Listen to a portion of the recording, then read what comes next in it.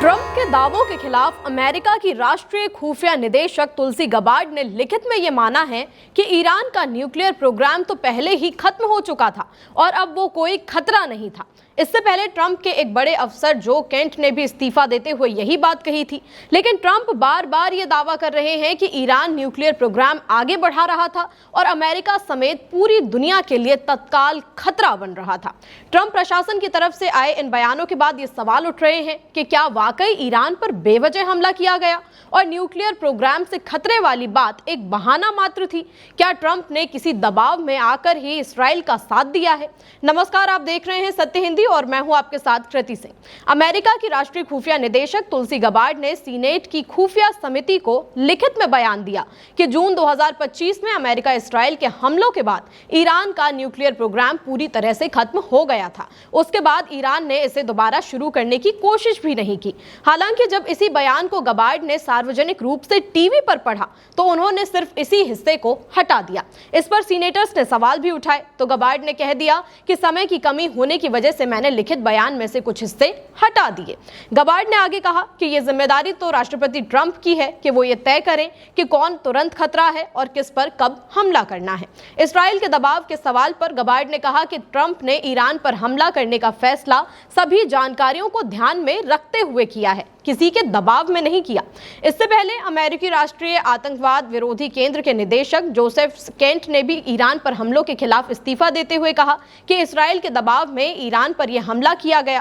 Kent ने पत्र में लिखा कि मैं ईरान में जारी युद्ध का समर्थन नहीं कर सकता। ईरान से हमारे देश को कोई तत्काल खतरा नहीं था।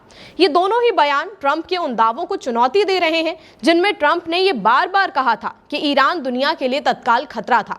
हालांकि ट्रंप भी दो बातें करते हैं। एक तरफ ताजा हमलों से पहले ट्रंप का कहना था कि जून 2025 के हमलों ने ईरान की परमाणु क्षमता को पूरी तरह से खत्म कर दिया। वहीं अब ट्रंप का यह कहना है कि ईरान की परमाणु महत्वाकांक्षा अमेरिका के लिए तुरंत खतरा है। अमेरिकी सरकार की तरफ से भी अब तक ईरान के खिलाफ युद्ध शुरू करने के लिए कोई एक सटीक कारण नहीं दिया गया है।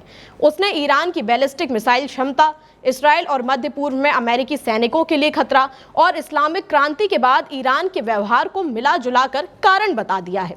जब अमेरिका और ईरान के बीच शांति वार्ता करवाई जा रही थी तब ओमान के विदेश मंत्री ने भी कहा था कि बातचीत तो आगे बढ़ रही है और दोनों देश शांत रहने के लिए मान जाएंगे।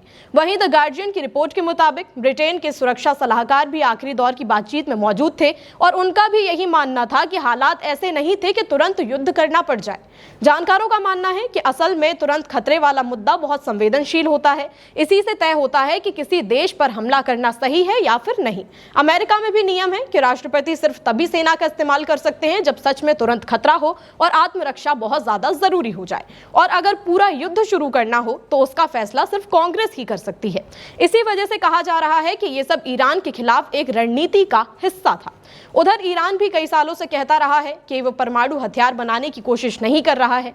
विशेषज्ञों का भी मानना है कि अगर ईरान ऐसा करना भी चाहे तो भी ये कोई तुरंत या मध्यम समय का खतरा नहीं है, इसमें काफी समय लग सकता है।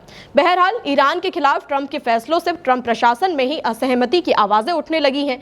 ट्रंप और उनके प्रशासन के अलग अलग दावे उनके लिए चिंता का विषय बन सकते हैं। इस पर आपकी क्या राय है, हमें कमेंट करके बताइए। साथ ही वीडियो को लाइक और शेयर कर ले और हमारे चैनल को सब्सक्राइब भी। फिलहाल के लिए इतना ही। नमस्कार।